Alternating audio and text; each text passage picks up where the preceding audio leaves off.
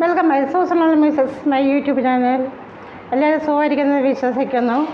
ഈ ആഴ്ച ഞാൻ 3 വെറൈറ്റി സോങ്ങുമായിട്ടാണ് ഞാൻ വന്നിരിക്കുന്നത്.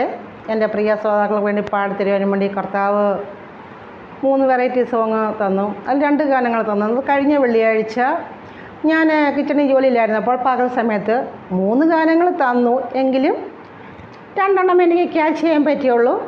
ഒന്നും കൊണ്ട് ഹോളിസ്പിറ്റാണ് തിരിച്ചു പോയി. അതാണ് പറയുന്നത് സത്യം. കാരണം നമുക്ക് എന്തെല്ലാം ചിന്തകളാണ് ഒരു ദിവസം. ഇവിടെ കുളനട അമ്പലത്തിലൊരു ഉത്സവമായിരുന്നു. അപ്പോൾ ഒരു തിരുമേനി ഇതുപോലെ പറയുന്നു, അവരിങ്ങനെ പ്രഭാഷണം നടത്തിയ കൂട്ടത്തിൽ ഇങ്ങനെ തിരുമേനി ഇത് പറയുക, അമ്മമാർക്ക് രാത്രി പല ചിന്തകളാണ്. അമ്മമാർക്ക് രാത്രി ഉറക്കമില്ല. കാരണം എന്താണെന്ന് ചോദിച്ചാൽ വീട്ടിലുള്ളവരെല്ലാം ഭക്ഷണത്തിന് വേണ്ടി അമ്മമാരെയാണ് ആശ്രയിക്കുന്നത്. അപ്പോൾ അമ്മമാർക്ക് രാത്രി ചിന്തയാണ്, നാളെ എന്തോ കൂട്ടാൻ കറി എന്തോ വെക്കും, നാളെ എന്തോ പലഹാരം ഉണ്ടാക്കും. അതാ ഞാനും ചിന്തിക്കും. കാരണം രാവിലെ അല്ലെ അരിയൊക്കെ അരച്ച് വെച്ചില്ലെങ്കിൽ അയ്യോ പുട്ടുണ്ടാക്കണോ, കൊഴുക്കട്ട ഉണ്ടാക്കണോ, അങ്ങനെ ചപ്പാത്തി ഉണ്ടാക്കണം, വിവിധ ചിന്തകളൊക്കെ മനസ്സിൽ കൂടെ പോകും. അപ്പോൾ അങ്ങനെ പറഞ്ഞ പോലെ എൻ്റെ എക്സാമ്പിൾ പറയുന്നതേ ഉള്ളൂ. അങ്ങനെ നമ്മൾ എന്തെല്ലാം അങ്ങനെ ചിന്തിച്ചാൽ ഒരു ദിവസം നേരം വൈകും. അപ്പോൾ എപ്പോഴും മനസ്സ് വിട്ടു കൊടുക്കാനും ഫ്രീ ആയിട്ട് വിട്ടു കൊടുക്കാൻ പറ്റത്തില്ല. 3 പാട്ട് തന്നായിരുന്നു പകൽ. ഈ ആഴ്ച പാടാൻ വേണ്ടി പുതിയ 3 സോങ് തന്നായിരുന്നു. 2 പാട്ട് ക്യാച്ച് ചെയ്യാൻ പറ്റുള്ളൂ. അത് പിന്നെ 27-ാം തീയതി തിങ്കളാഴ്ച വൈകിട്ടല്ലേ രാത്രി 11:35 ആയപ്പോൾ ഒരു സോങ് തന്നു.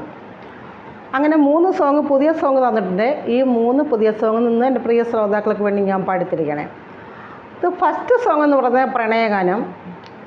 സെക്കൻഡ് വൺ നല്ലിടനായ യേശുവിൻ്റെ ഗാനം.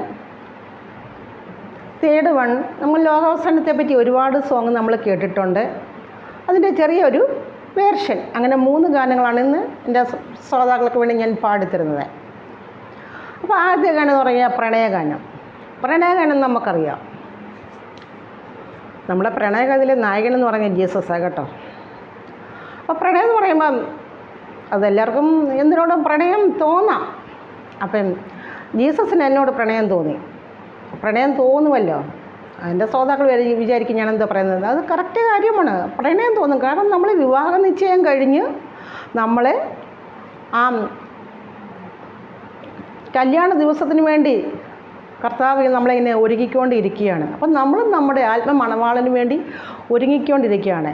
ഒരു ചെറുക്കൻ ഒരു പെണ്ണിനെ കല്യാണം കഴിക്കണമെങ്കിൽ അവന് ഇഷ്ടമാകുന്ന ചില ക്വാളിഫിക്കേഷൻസ് ഈ പെണ്ണിൽ വേണം, ഇല്ലേ? അങ്ങനെയാണെങ്കിൽ അവന് ഇഷ്ടപ്പെട്ട് കല്യാണം കഴിക്കുകയേ ഉള്ളൂ. അങ്ങനെയുള്ളവരെയാണ് വിവാഹ നിശ്ചയം കഴിഞ്ഞ് നിർത്തിയിരിക്കുന്നത്. അതുപോലെ നമ്മുടെ കർത്താവ്, നമ്മുടെ ആത്മനാഥൻ നമ്മളെ വിവാഹ നിശ്ചയം കഴിഞ്ഞ് നമ്മളെ നിർത്തിയിരിക്കുകയാണ്. അപ്പം നമുക്ക് നമ്മുടെ ആത്മമണവാളൻ നമ്മളോട് പ്രണയം തോന്നും. പ്രണയം തോന്നുമ്പോഴാണ് പ്രണയഗാനങ്ങളും കവിതകളും പ്രണയലേഖനങ്ങളും ഒക്കെ വരുന്നത്. അങ്ങനെ ആദ്യം നമുക്ക് പ്രണയം എന്ന് പറയുമ്പോൾ എൻ്റെ ഒരു കൺസെപ്റ്റ് എന്ന് പറയുന്നത്, ആദ്യം നമ്മൾ സൗഹൃദത്തിലാകുന്നു. ഒരാളും നമ്മൾ വെറുതെ ഇങ്ങനെ സൗഹൃദത്തിലാകുന്നു. ഇത് ഫ്രണ്ട്ഷിപ്പ് ബിക്കം ലവ് എന്ന് പറയാം. ആ ഫ്രണ്ട്ഷിപ്പ് സ്നേഹത്തിലേക്ക് വരുന്നു. സ്നേഹത്തിൽ വന്നതിന് ശേഷം നമുക്ക് ആളിനുള്ള ഇഷ്ടമൊക്കെ കൂടിക്കഴിയുമ്പോൾ നമുക്ക് പ്രണയം തോന്നും. അപ്പോൾ പറയും, അയ്യോ ഞാൻ നിന്നെ പ്രണയിക്കാൻ വേണ്ടി ഒന്നുമല്ല സ്നേഹിച്ചത്, പക്ഷേ നിന്നോട് സംസാരിച്ചൊക്കെ കഴിഞ്ഞപ്പോൾ, നിന്നോട് കൂടുതലായിട്ട് സംസാരിച്ച് അടുത്ത് കഴിഞ്ഞപ്പോൾ എനിക്ക് നിന്നോട് പ്രണയം തോന്നുന്നു എന്നാണ് പറയുന്നത്. പിന്നെയും പ്രണയം തോന്നിക്കഴിഞ്ഞാൽ അടുത്തത് എന്താണ്? പ്രണയിക്കുന്ന ആളിനെ അടുത്ത് കാണണം, സംസാരിക്കണം, കുറച്ച് നേരം അടുത്തിരിക്കണം എന്നൊക്കെ, ടൈം സ്പെൻഡ് ചെയ്യണം എന്നൊക്കെ സ്വാഭാവികമായിട്ട് തോന്നും. അത് ദാറ്റ് ഇസ് ക്വൈറ്റ് നാച്ചുറൽ. അപ്പോൾ സൗഹൃദം, സ്നേഹം, പ്രണയം.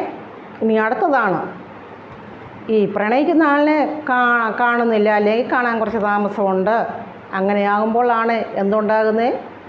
വിരഹം ഉണ്ടാകുന്നത്. അപ്പോൾ പ്രണയം ഉള്ളിടത്താണ് വിരഹം. ആരോ എവിടെയോ പാടിക്കേട്ടു, വിരഹത്തിന് വേദന അറിയാൻ പ്രണയിക്കൂ ഒരു വട്ടം എന്ന് എവിടെയോ ഞാൻ കേട്ടതാണ്. എന്തോ സിനിമാ പാട്ടാണോ എന്താണെന്ന് എനിക്കറിയത്തില്ല. അപ്പോഴേ നമുക്ക് നമ്മുടെ ഈ പ്രണയകഥയിലെ നായകൻ എന്ന് പറയുമ്പോൾ ജീസസാണ്. അപ്പോൾ കഴിഞ്ഞ വെള്ളിയാഴ്ച എൻ്റെ പ്രണയകഥയിലെ നായകൻ എനിക്കൊരു പ്രണയഗാനം പാടി തന്നു. അതെന്താണെന്ന് ചോദിച്ചാൽ,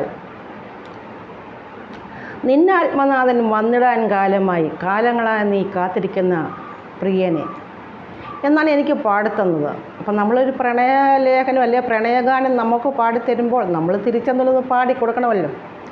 ഞാനിത് അക്സെപ്റ്റ് ചെയ്തിട്ട് ഞാൻ തിരിച്ചു പാടിക്കൊടുത്തത് എന്താണെന്ന് എൻ്റെ പ്രിയ ശ്രോതാക്കളെ ഞാനിപ്പോൾ പാടിക്കേൾപ്പിക്കാം. അപ്പോൾ ആദ്യമായിട്ട് നമുക്ക് കേൾക്കാം പ്രണയഗാനം.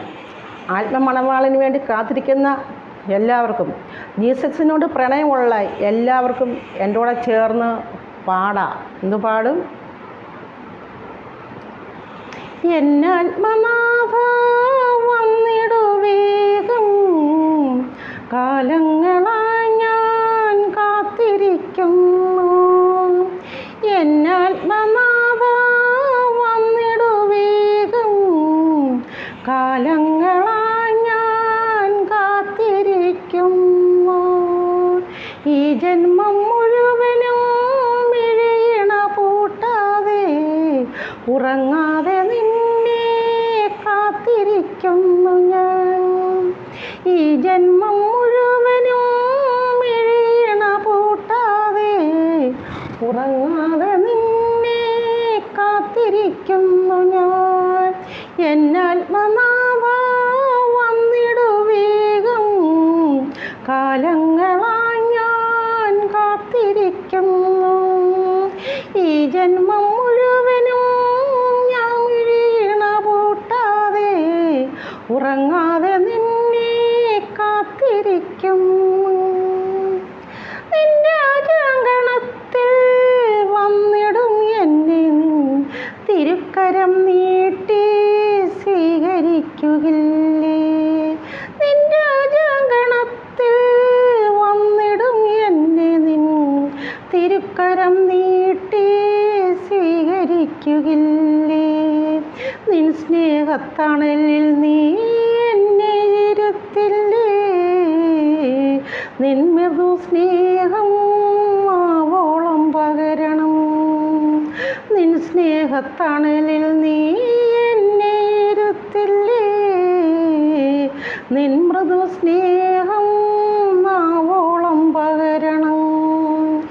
എന്നാത്മനാഥ വന്നിടു വേഗം, കാലങ്ങളായി ഞാൻ കാത്തിരിക്കുന്നു.